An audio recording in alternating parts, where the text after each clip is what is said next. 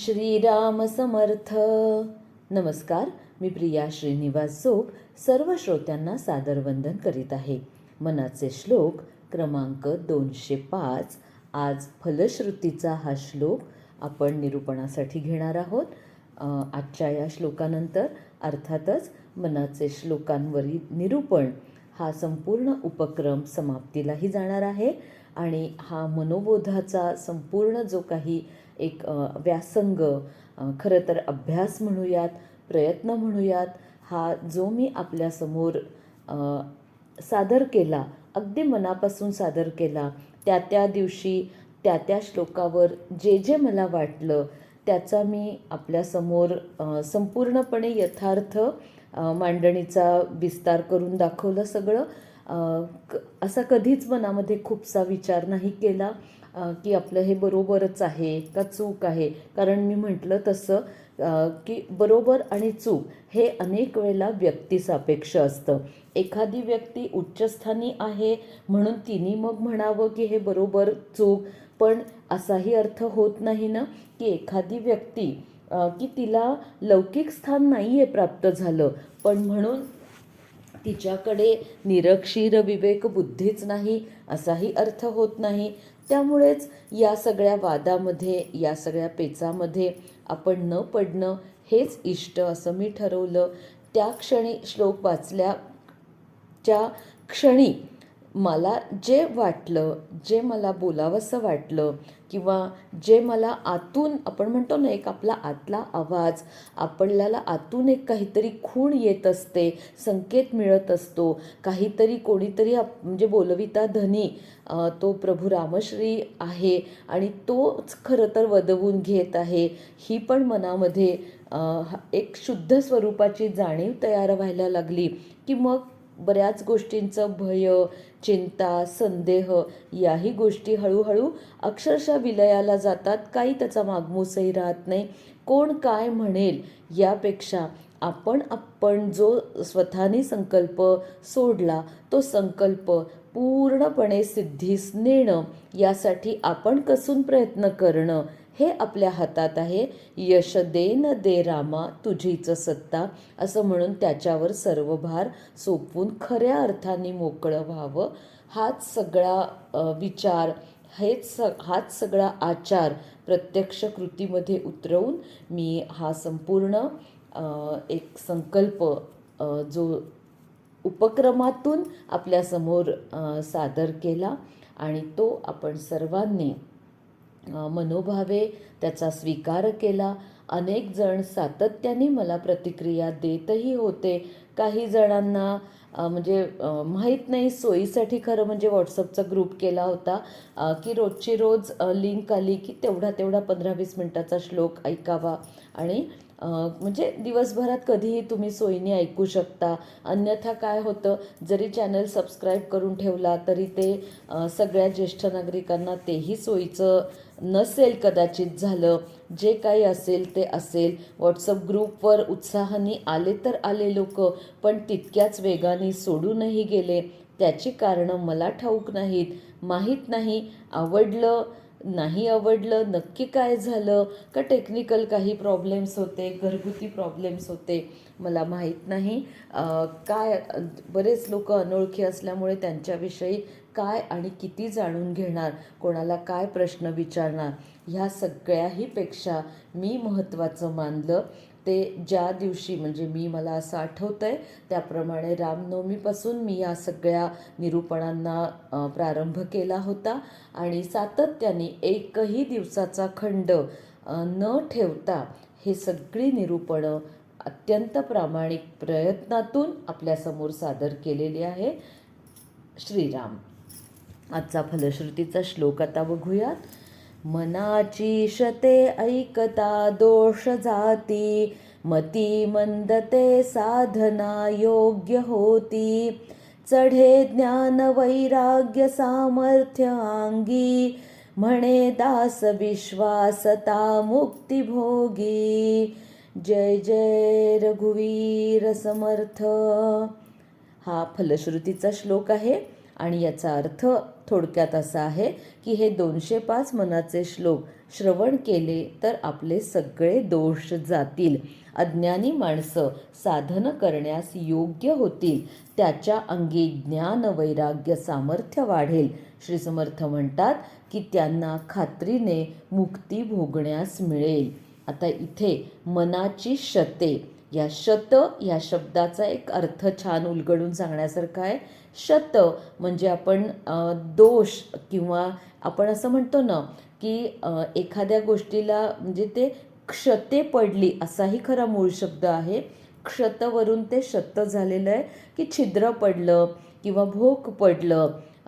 आणि मग आता हे कशामुळे पडतं तर आपल्या ज्ञानावर जे काही अज्ञानाचं झापड येते किंवा आपले कामक्रोधादी जे काही षड्रिपू असतात त्याच्यामुळे हे अशी सगळी ही भोकं आपल्या विचारपटलाला ज्ञानपटलाला पडत असतात.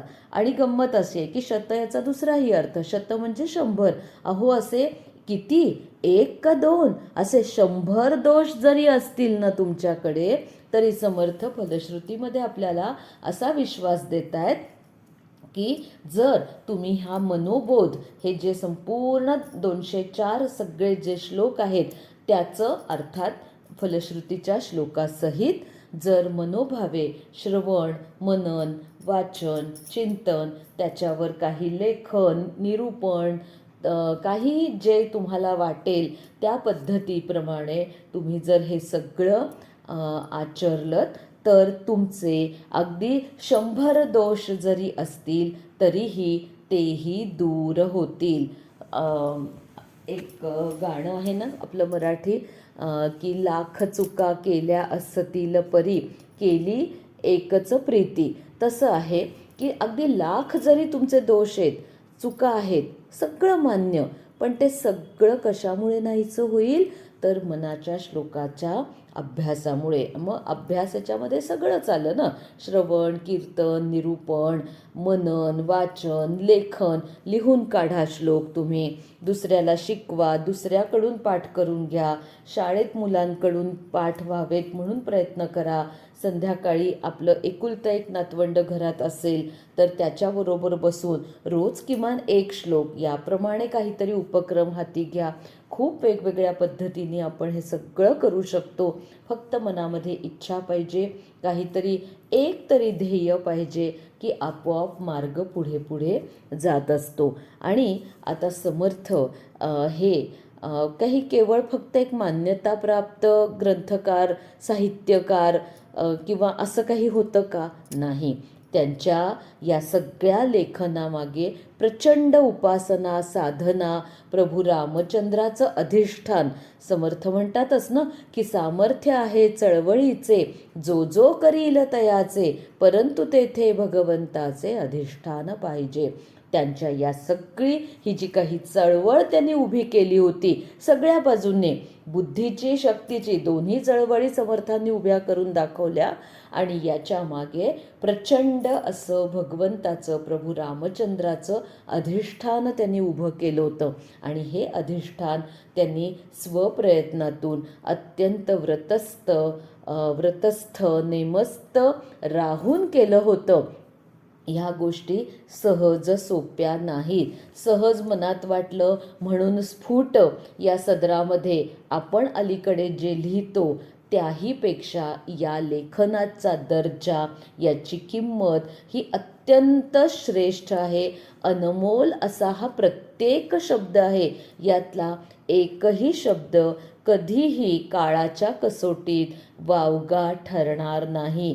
तो चूक म्हणण्याचं धाडस याच्यानंतरही कोणी येतील, महाभाग अगदी असतील, स्वतःला खूप ज्ञानी पंडित समजतील, तरीही एका शब्दाची एका मात्रेची सुद्धा चूक ते दाखवून देऊ शकत नाही. कारण नाहीच आहे तशी चूक कुणाच्याच. ह्या सगळ्या संत वाङ्मय, संत सगळं हे जे काही साहित्य आहे हे सगळं अलौकिक आहे. आणि हे सगळंच्या सगळं म्हणजे फक्त समर्थांचंच असं नाही. आता आपण मनोबोधाचा अभ्यास करतोय म्हणून समर्थांविषयी म्हणतो, परंतु प्रत्येक संतांच्या या सगळ्या अक्षर वाङ्मयाच्या मागे हे अक्षर परब्रह्म आशीर्वादाची छत्र सावली धरून उभं आहे हे लक्षात घ्यायचं आहे. आणि संतांनी हे जे सगळं उपासनेतून साधनेतून परब्रह्माचं स्वरूप अनुभवलं, आता ते अनुभवल्या क्षणी त्यांना इतका काही आनंदाचा कल्लोळ त्यांच्या हृदयामध्ये माजला, पण त्या क्षणी त्यांना आपल्या सगळ्यांचं स्मरण झालं की आत्ता तर आहेत ते आहेतच, पण याच्यानंतर येणाऱ्या भावी पिढ्यांचा उद्धार कसा व्हावा. सगळ्यांना एवढं म्हणजे व्रतस्थ राहणं, इतकी उपासना साधना सर्वसामान्याला जमेल का? कदाचित जमेल, कदाचित नाही. परंतु मग त्यांना उद्धार जर व्हावा असं वाटत असेल तर त्यांनी उद्धार कुठल्या मार्गाने करून घ्यावा. मग असे अनेक मार्ग या संतांनी आपापल्या कृतीतून आपल्या अनुभवातून आपल्यासाठी निर्माण करून दिले. आणि यातलाच सगळ्यात जो श्रेष्ठ मार्ग आहे तो म्हणजे भक्तिमार्ग.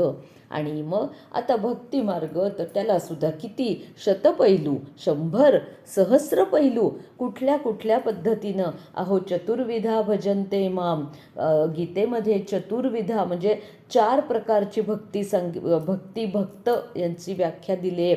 नवविधा भक्ती आहे, नारदांची भक्तिसूत्र प्रसिद्ध आहेत. किती प्रकारांनी परमेश्वराची भक्ती करावी.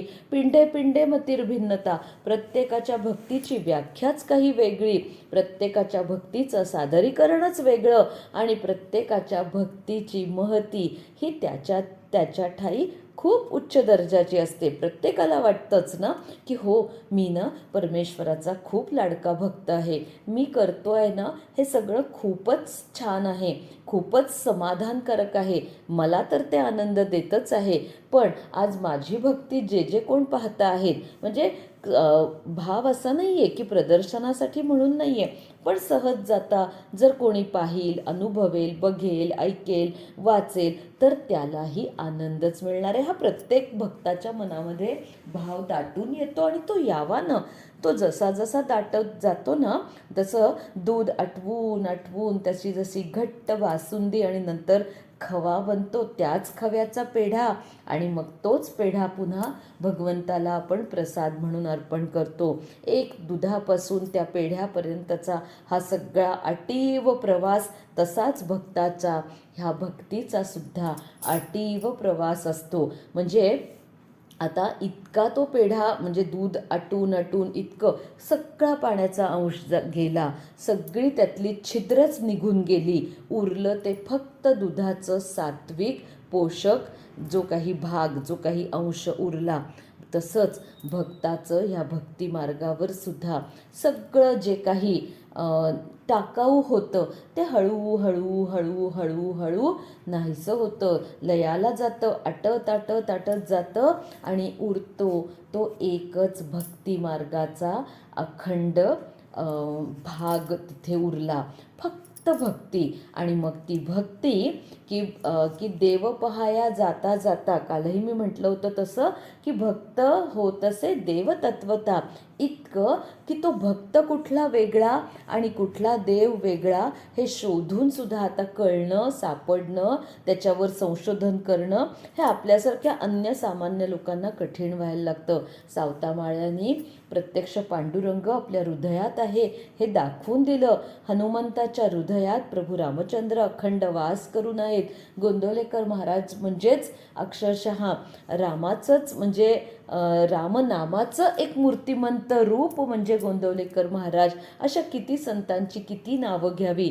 प्रज्ञाचक्षू गुलाबराव महाराजांनी, संत गुलाबराव महाराजांनी त्यांच्या त्या प्रज्ञाचक्षू अवस्थेत साधनेच्या नंतर जे ज्ञानेश्वर माऊलींचं चित्र मनामध्ये त्यांच्या अंतर्चक्षुला त्यांना जे अनुभवलं त्याचं वर्णन करून त्यांनी चित्रकाराकडून ते चित्र काढून घेतलं. आणि आजही माऊलींचं डोक्यावरती सुंदर अशी ती पगडी, त्याला एक तो सुंदर असा मोत्याचा शिरपेच खोवलेलं ते जे रूप आहे ते प्रज्ञाचक्षू संत गुलाबराव महाराजांनी अनुभवलेलं ते रूप आहे. त्यांना त्यांच्या प्रज्ञाचक्षूंना, अंतरचक्षूंना जे दिसलं ते हे रूप आहे. तसंच वरदानंद भारती यांना सुद्धा स्वप्नामध्ये दृष्टांत झाला होता. श्री महाविष्णूंनी त्यांना दर्शन दिलं होतं तो स्पर्श दृष्टांत होता. आणि त्यावेळेला त्यांना जे काही महाविष्णूंचं रूप दिसलं ते रूप त्यांनी असंच त्यावेळचे त्यांच्या परिचयातले जे एक उत्तम चित्रकार होते श्रीयुत कल्याण शेठ म्हणून मिरजेला राहणार, सांगली मिरज भागात राहणारे होते. आणि त्यांनी त्यांचं म्हणजे वरदानंद भारतींचं जे पत्र आलं त्या पत्रात त्यांनी जे वर्णन करून पाठवलं त्या वर्णनानुसार हे चित्र रेखाटलं. आणि ते इतकं सुंदर असं भगवान विष्णूंचं चित्र आजही गोरट्याला, जिथे वरदानंद भारतींची समाधी आहे तिथं हे चित्र लावलेलं आहे. आणि त्यांच्या ज्या काही श्री विष्णू सहस्त्रनामाची पुस्तकं किंवा अन्य जे काही त्यांचं साहित्य उपलब्ध आहे तर त्याच्यामध्ये सुद्धा हा फोटो आपल्याला पाहायला मिळतो. ही सगळी अशी अनेक उदाहरणं द्यायचं कारण असं की भक्तच कसा देवस्वरूप होऊन जातो त्याची ही उदाहरणं आहेत. आता भक्त देवस्वरूप झाला म्हणजे भक्त काय तो असा काही देवळात पूजण्यासाठी चतुर्भुज किंवा कटेवर हात धरून उभं राहायला पाहिजे असा नाही ना हो त्याचा अर्थ. आता तुमच्याही हळूहळू लक्षात यायला लागलं असेलच ना एवढे सगळे श्लोक आणि त्याच्यावरचं निरूपण ऐकल्यानंतर की भक्त हा देवस्वरूप झाला. म्हणून तर आज वरदानंद भारती म्हणा किंवा या सगळ्या श्रेष्ठ प्रभृतींना आपण देवास्वरूप मानतो. त्यांना सद्गुरूंचं आपण स्थान देतो. दासगणू महाराज असतील, नगरचे क्षीरसागर महाराज असतील, हे सगळे संत देवस्वरूप झाले. आज अनेक त्यांचे जे भक्त असं आहे त्यांचं की एक वेळ म्हणजे ते देवाच्या फोटोला नमस्कार करतील न करतील पण त्यांच्या सद्गुरूंचं ते स्मरण आणि त्यांनी दिलेला गुरुमंत्र मात्र न चुकता त्याचं ते स्मरण करतातच. भक्त होत असे देवतत्वतः. हे सगळं खूप खूप उपासनेनंतर शक्य आहे. पण समर्थ आपल्याला आपल्या सामान्यांसाठी एक अतिशय योग्य असं आश्वासन देत आहेत की मती मंदते साधना योग्य होती. अहो आपण सगळे मतिमंद, आपली मती ही मंदच आहे. हळूहळू हळूहळू हळू चाललाय प्रवास आपला टुकू टुकू टुकू. काय माहिती कधी तो प्रवास कुठपर्यंत जावा, कधी काय त्याच्यात टक्के टोणपे खायचे, काय चांगलं काय बरं वाईट कळणार आहे काय ईश्वराला ठाऊक. पण असं जरी असलं तरीसुद्धा आज आपल्यासारख्यातल्यांनाच सुद्धा काहीतरी वेगळ्या अनवट वाटेवरून जावंसं वाटतं. काहीतरी भगवंताची वेगळ्या पद्धतीने सेवा करावीशी वाटते आणि ती पुन्हा एकट्याला नाही सामूहिक सांघिक स्वरूपात ही सेवा करून घ्यावी अशी त्यांच्या ठायी भावना निर्माण होते. आणि ती इच्छा ती मनीषा ते पूर्णत्वाला नेऊ शकतात. हे सगळं काय आहे तर ही सगळी त्यांच्या पाठीमागे उभी राहिलेली भगवंताची कृपा असते.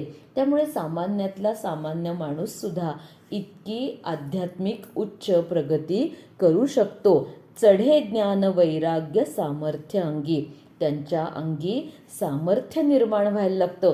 समूहाला बोलवायचं, सामूहिक सांघिक शक्ती एकवटून कार्य पुढे न्यायचं यासाठी खूप मोठं प्रचंड बळ हवं, ताकद हवी, शक्ती हवी, सामर्थ्य हवं. हे सामर्थ्य कुठून मागवणार तुम्ही सांगा? ऑनलाईन काही सुविधा आहे का? नाही. कुठं काही कुणाच्या तिजोरीत वगैरे ठेवलेलं आहे का की जाऊन आले गावाला आणि आजीला म्हटलं दे ग जरा तुझ्या पूर्वापार खजिन्यातलं काही असेल तर सामर्थ्य? नाही हो, असं कुठंच उपलब्ध नाही हो. हे सगळं साधनेतून आणि भगवंताच्या कृपेतूनच आपल्याला प्राप्त होतं. आणि ह्या साधनेच्या मार्गावर आपोआप जसं जसं आपलं ज्ञानाचे टप्पे एक एक पुढे जातात तसं तसं हे वैराग्यसुद्धा यायलाच लागतं बरं का. छोट्या छोट्या गोष्टीतला मोह, किती गोष्टी आठवून बघाव्यात. 4 वर्षापूर्वी किती गोष्टी मी धरून ठेवल्या होत्या. आज इतक्या 4 वर्षानंतरच्या या साधनेच्या उपासनेच्या कालखंडानंतर माझ्या हातून त्या कशा आपोआप सुटल्या.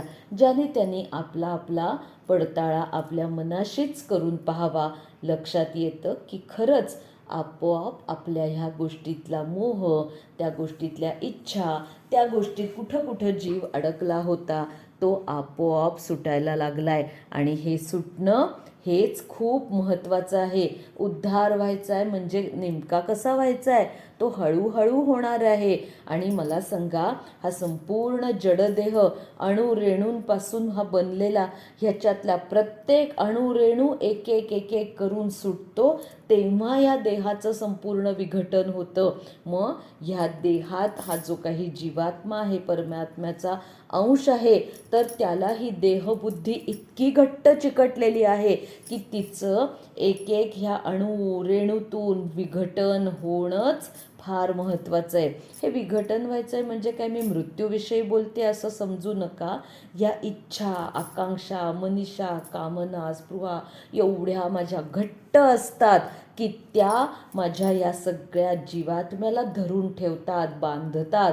आशा पाशशतैर्बद्धा कामक्रोधपरायणाः. भगवंतांनी 16व्या अध्यायात म्हटलेलंच आहे की हे सगळे पाश एक एक एक एक एक एक आधी शिथिल होतात, सैल होतात, हळूहळू हळू ते सुटत जातात, म्हणजे वैराग्य. आणि हे सगळं ज्ञानप्राप्तीनंतरच येणार न हो. आणि याच्यातूनच आपल्या अंगी सामर्थ्य निर्माण होतंय, ह्याची जाणीव आपल्यापेक्षा ना आधी इतरांना पण होते बरं का. आपल्याला झाली तरी आपण ती स्वतः व्यक्त करत नाही.